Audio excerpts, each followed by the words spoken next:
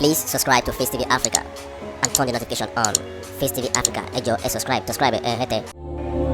Face TV was Swoby.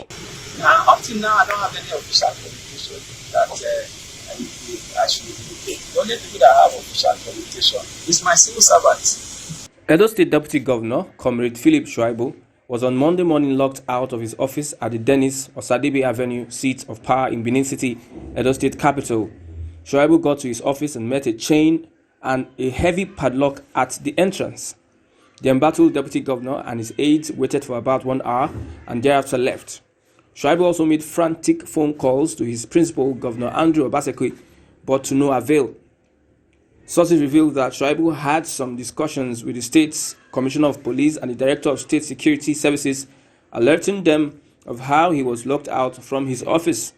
He was said to have summoned the Government House Camp Commandant, SP Ibrahim Babatunde, and asked him why he was locked out of his office, and senior police officer said it was a directive from above, adding that the Chief Security Officer in the Government House, Waba Williams, will be in a better position to explain.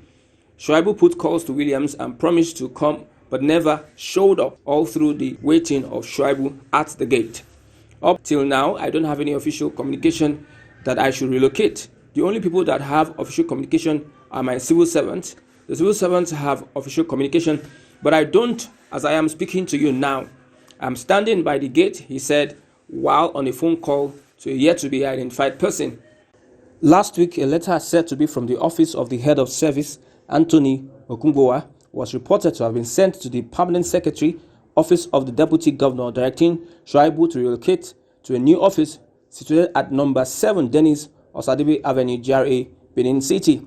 It will be recalled that about 2 weeks ago, a signboard sprang up at the former State Procurement Office showing the Deputy Governor's workplace some few meters away from the Government House, but Shaiubu insisted that he was not informed of the developments. Obasaki now has locked the Deputy Governor Shaiubu from the Edo Governor's house. There is a seemingly crisis in Edo State between the governor and Shaiubu, and there are reports that the Deputy Governor wants to fly the flag of the party as a governor of the state, but he has been rejected by his boss, that is Obasaki, as the governor.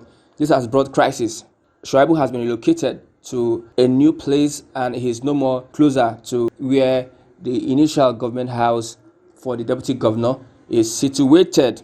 There are also reports that he wants to go to the APC if rejected by the PDP and fly the flag of the governor. As it is with Edo governance, there are slots apportioned to different areas and local government. Many people believe that it's a turn of an Ishang man to become the governor of Edo State. But Shaiubu, unfortunately, is not from Ishang.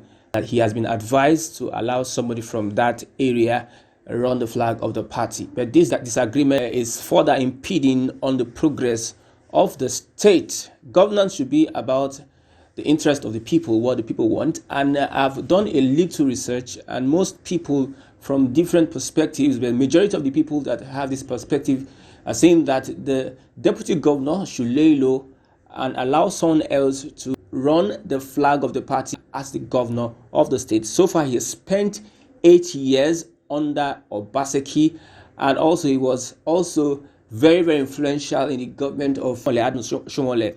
So it is advisable that this does not divide the state and also its structure, especially the structure of the PDP apart, and not allow other parties to take advantage of the fact that there's a crisis within the PDP with the governor and the deputy governor. They should not allow this to have an effect on the party, just like how it happened with the PDP, the elections, where we had 3 interested parties, Atiku and Peter Obi. Also, Kwankwaso, who left for their personal interests, left the party shattered, and now PDP cannot be said to be formidable opposition. And many people were thinking the PDP would have won the election through Atiku and also as Obi as vice, but the dissenting interest in that party led to what we have today, the APC having the victory. Many APC people, many APC supporters and chieftains and politicians are saying that the division, the splitting of the PDP paved the way for the APC. So it should not repeat itself in Edo State, because if it happens, parties are there. The APC, they are watching. The Labour Party, they are there, and they are going to take the state by storm. You can see Labour Party is gaining momentum. APC was in charge of the party before. It's going to be a lose-lose for the PDP in that party. So it is advisable, it's wise that they find ways of settling amicably. Please subscribe to Face TV Africa and turn the notification on. Face TV Africa, subscribe, hete. Face TV was Swoby.